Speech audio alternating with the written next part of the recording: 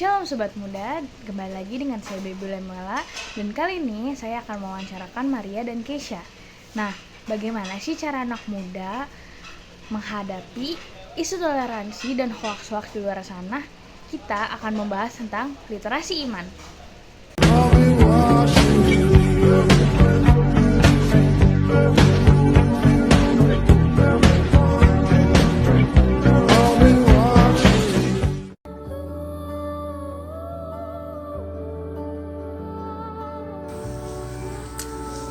Shalom. Ya, jadi bener banget tuh, emang sekarang tuh jempol lebih cepat daripada otak ya kalau soal sharing tentang berita gitu. Ya, kalau menurut aku, ya kita tuh emang gampang kemakan hoax, apalagi yang bawa-bawa agama.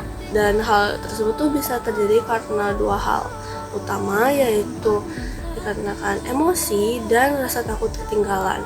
Rasa takut ketinggalan seperti FOMO gitu. Saya Keisha. Shalom semuanya.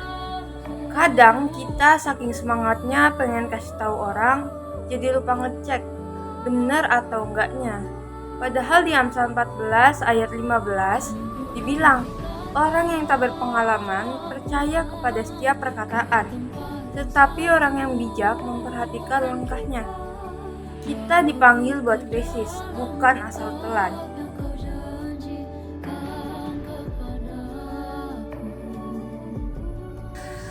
Konten yang dikaitkan sama agama itu biasanya langsung kena ke hati kita.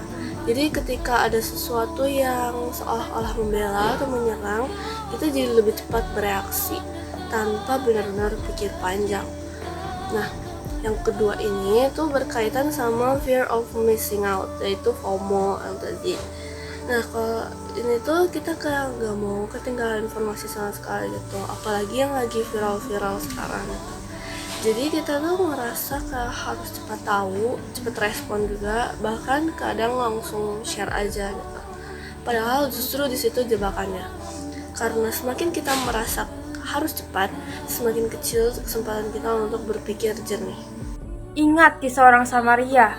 Yesus ngajarin kasih itu nggak punya batas tembok agama atau suku.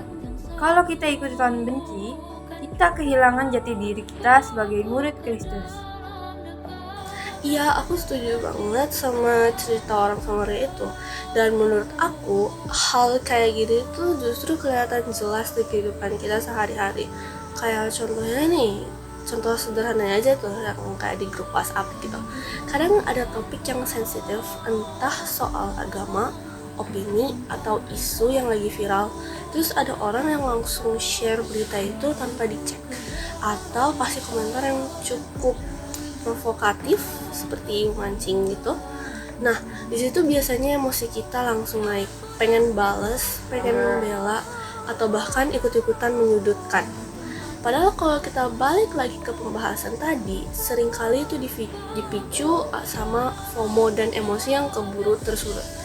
Nah, menurut aku, respon yang bisa kita lakukan itu justru yang lebih tenang.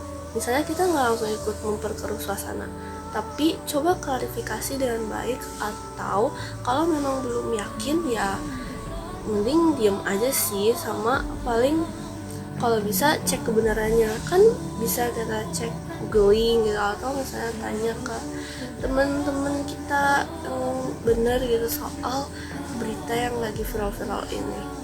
Nah, bahkan kadang tuh memilih untuk tidak membalas dengan emosi itu juga sudah jadi bentuk suatu kasih. Karena pada akhirnya seperti yang tadi disampaikan, kalau kita ikut-ikutan membenci atau terpancing, kita malah kehilangan nilai yang seharusnya kita pegang. Nah, jadi bukan soal siapa yang paling benar dalam argumen, tapi bagaimana kita tetap menunjukkan sikap yang benar di tengah situasi itu. Dan seringkali isu-isu itu malah bikin kita jadi musuhan sama teman kita sendiri.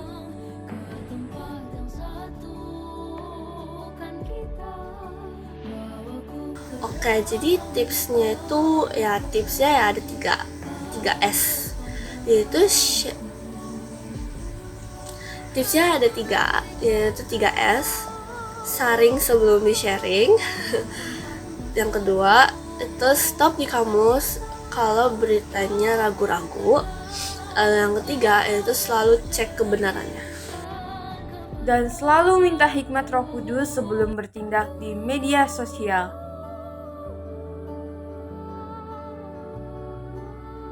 Wah, gimana nih guys? Hasil dari tanya jawab tadi. Semoga bisa jadi hikmat dari kita semua ya. Dan semoga juga kalian stop sebar hoaks kemana-mana. Semoga sharing mereka bisa memperluas pemikiran kita dan cara kita berperilaku ya. Sampai jumpa episode berikutnya.